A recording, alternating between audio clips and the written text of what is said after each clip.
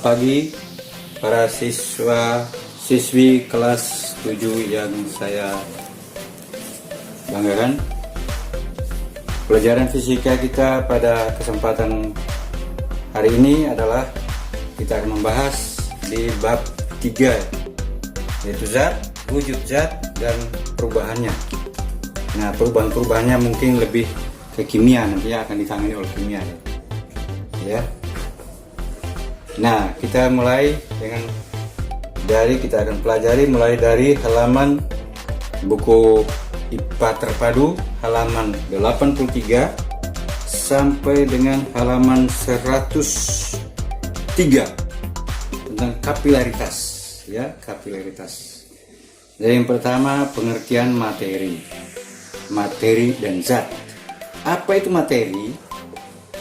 Ya, di buku kita ada, lihat di halaman 83 ya. Materi adalah segala sesuatu yang mempunyai ruang atau memiliki volume dan memiliki massa. Jadi ada dua kata penting di situ. Materi ya. Materi itu adalah segala sesuatu yang mempunyai ruang atau volume ya. Ini volume kan ruang. Dan mempunyai massa ya, itu. Lalu ulasan-ulasan lain bisa dibaca saja di situ. Jadi kata intinya itu. Nah, selanjutnya kita lihat volume. Benda-benda kan mempunyai materi, atau benda itu mempunyai volume atau ruang ya, mempunyai ruang tertentu. Volume benda itu dinyatakan dalam satuan apa? Meter kubik ya, meter kubik, atau juga liter ya.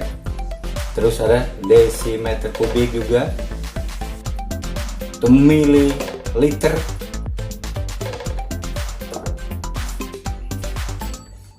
Ya. Nah, kita lihat ada untuk dikonversi atau diubah-ubah. Ingat, 1 liter itu sama dengan 1 desimeter kubik. Jangan lupa. Ya. Kalau begitu 1 liter sama dengan berapa sentimeter kubik? Berarti 1 liter sama dengan 1000 sentimeter kubik. Nah, itu dia. Ya, dilihat kan dari desimeter kubik ke sentimeter kubik turun 1 tangga. Karena pangkatnya 3, maka turun 1 tangga berarti kalikan 1000. Kalau diturun 2 tangga berarti kalikan berapa? Bukan 2000, tapi 1.000.000. Kan 330. Begitu ya. Dan itu kita lihat berikutnya adalah ada yang disebut dengan massa. Massa itu apa? Massa adalah ukuran jumlah materi. Jadi ukuran jumlah dari materi. Jumlah materi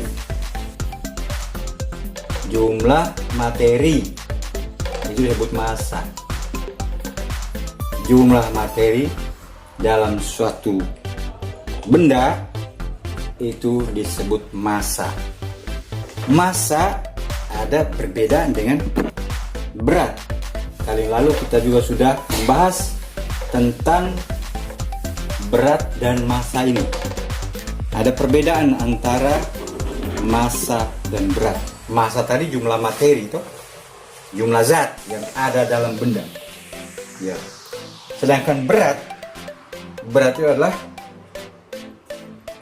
berat itu menyatakan besarnya gaya tarik, gravitasi bumi. Kalau di bumi, gravitasi dari bumi terhadap benda, itulah berat. Sehingga kalau dirumuskan, berat itu V sama dengan M kali G. V berat sama dengan weight ya, M dikali G, massa kali gravitasi, begitu. Sedangkan massa tadi jumlah zat atau materi yang ada dalam satu benda, itu massa. massa di mana-mana selalu sama nilainya, tidak berubah. Massa benda di bumi, massa benda di bulan sama, tidak berubah. Kalau massa di bumi 50 kg, berarti massa di sana juga 50 kg. Nah, bumi ini, bumi kita itu di bagian khatulistiwa itu agak gravitasinya makin lebih kecil dibandingkan dengan gravitasi di kutub. Ya, karena di kutub itu jarak ke pusat bumi lebih kecil daripada di khatulistiwa. Jadi khatulistiwa agak lebih jauh jaraknya dengan pusat bumi, ya. Itu. Lalu kemudian kita tahu ada zat, itu ada zat murni dan yang disebut dengan zat tunggal dan campuran. Nah, zat murni itu adalah zat yang hanya terdiri dari satu jenis, ya, satu jenis saja, itu zat tunggal. Sedangkan campuran itu materi yang tersusun dari dua atau lebih zat. Nah, contoh, kalau emas murni berarti hanya emas saja, zat tunggal, emas. Paku atau besi itu berarti zat tunggal karena hanya unsur besi saja yang ada di sana. Lalu kalau udara, nah, udara itu merupakan campuran karena di dalam udara terdiri dari berbagai jenis zat, antara lain nitrogen, oksigen, hidrogen, karbon dioksida ada di sana semua, ya, makanya disebut campuran. Lalu wujud zat dalam kehidupan sehari-hari, ya, di buku ada ulasan banyak sekali, tapi yang paling pokok yang harus kita ingat dan harus kita perhatikan adalah wujud zat ada 3, yaitu zat apa? Padat, cair, dan zat gas. Padat, zat cair, dan gas. Ya, padat, cair, dan gas. Itu. Padat, cair, dan gas, ya. Sifat-sifat zat padat apa? Ya, kita harus tahu itu. Sudah dari SD kita sudah pelajari juga. Sifat zat padat apa? Zat padat bentuknya bagaimana? Bentuknya berubah tidak? Bentuknya tetap, ya. Zat padat bentuknya tetap. Isinya, volumenya tetap juga. Itu harus ingat, bentuk tetap, isi atau volumenya tetap juga, ya. Terus hubungan antar partikelnya bagaimana? Hubungan antar partikel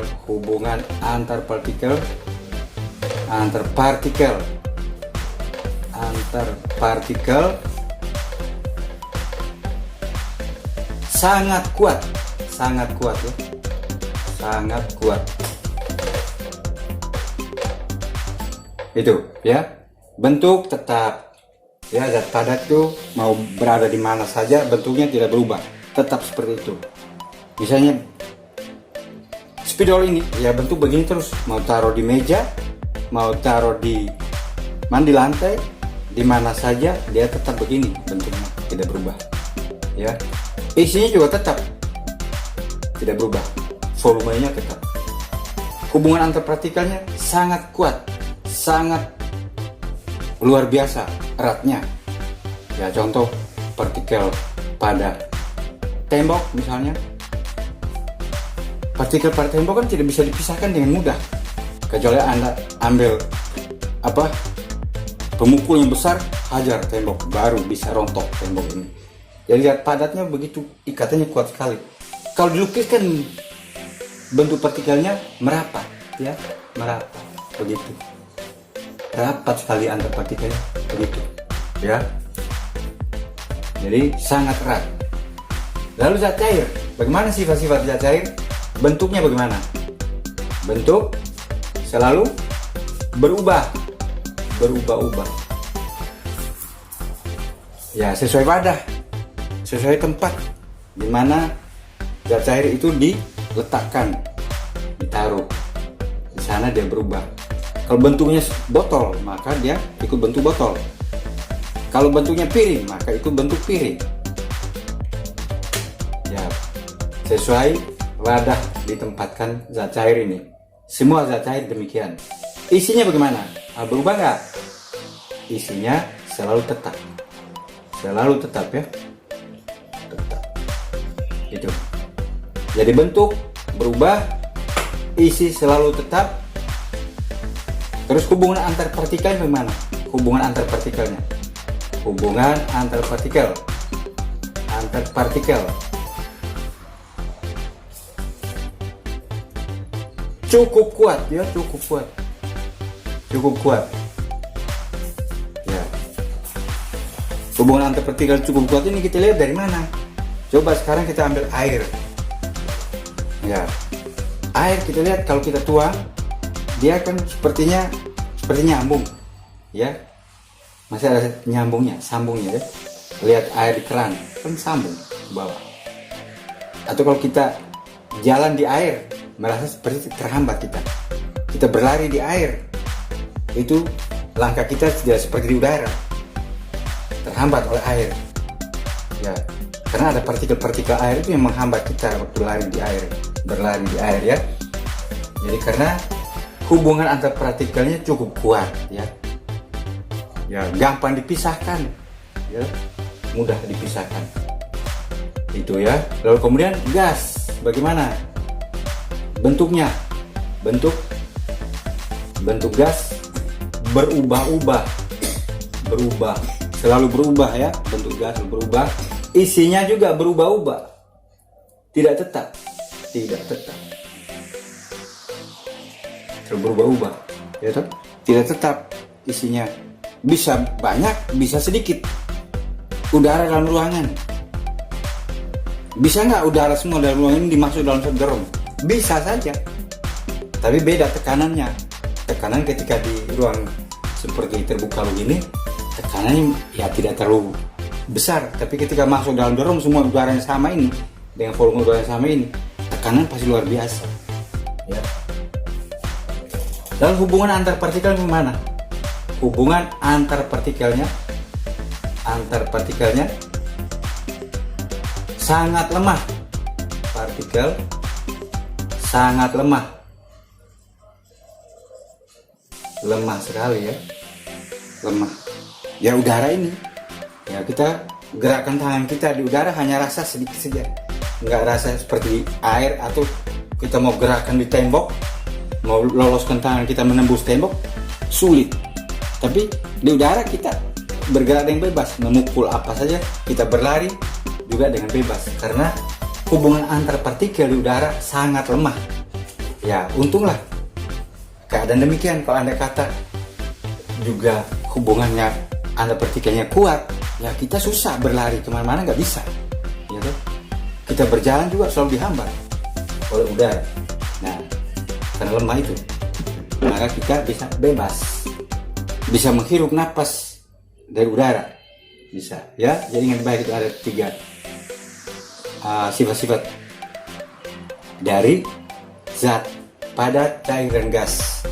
Sifat-sifat yang lain silahkan baca saya di dalam, yaitu lebih pada ke arah kimia di sana, ya.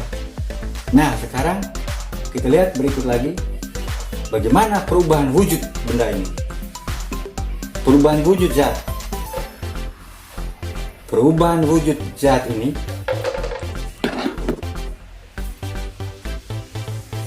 padat ke cair, namanya apa? Mencair. Apa itu mencair? Mencair adalah perubahan wujud padat menjadi cair. Terus dari cair ke padat namanya apa? Membeku. Membeku nomor 1, nomor 2 ini ya. Terus dari cair ke gas perubahan fungsi namanya apa? Cair ke gas namanya menguap. Menguap. Terus kalau dari ini nomor 3 misalnya. Terus dari gas ke cair namanya apa? Mengembun. Dari embun ya. Mengembun. Mengembun. Lalu kalau dari padat ke gas namanya apa? Padat ke gas menyublim. Menyublim. Menyublim di buku ada ya, tinggal dibaca. Menyublim. Nomor 4 ini nomor 5 ya. Nomor 6 dari gas ke padat namanya mendeposisi. Deposisi. Deposisi. Nomor 6.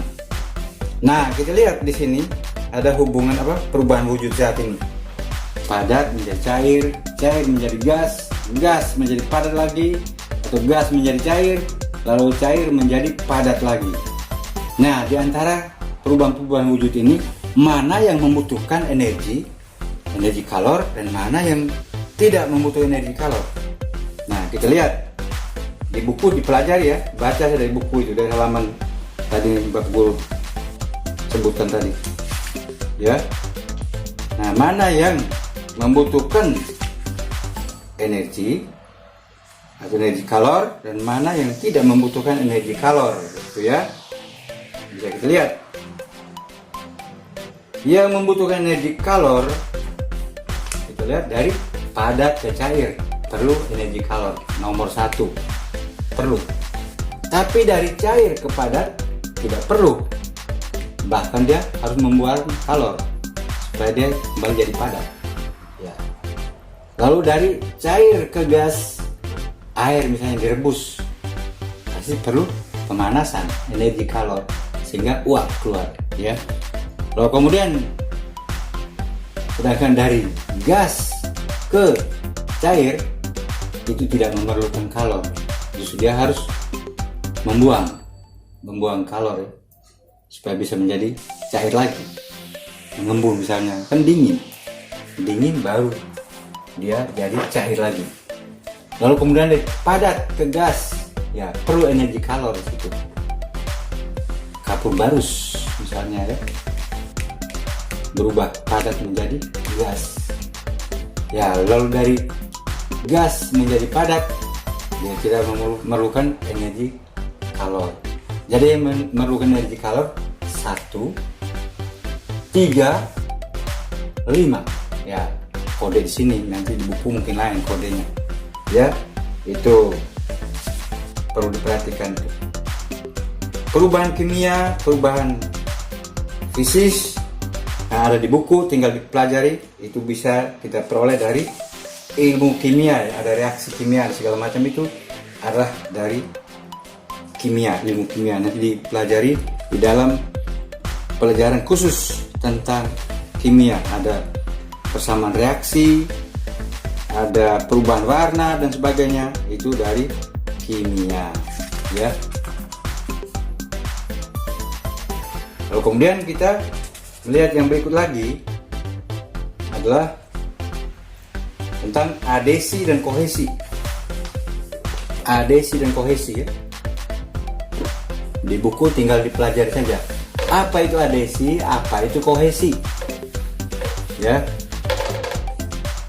Adesi adalah gaya tarik-menarik antara partikel-partikel yang tidak sejenis. Itu namanya adesi.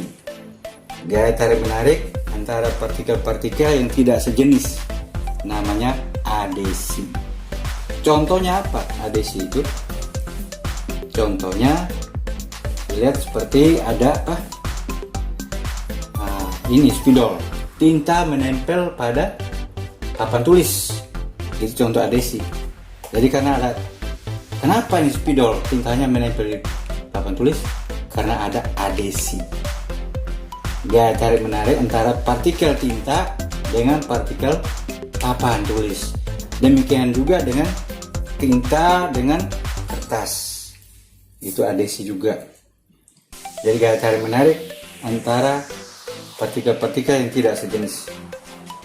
Lalu ada kohesi. Kohesi adalah gaya tarik menarik antara partikel-partikel yang sejenis. Ya, gaya tarik menarik antara partikel-partikel yang sejenis. Nah, bisa kita lihat contoh apa saja. Nah, jadi molekul-molekul benda itu tidak mau berpisah dari jenisnya sendiri, tidak mau bercampur dengan jenis yang lain. Nah, kita bisa lihat pada air di daun talas, ya, air di daun talas.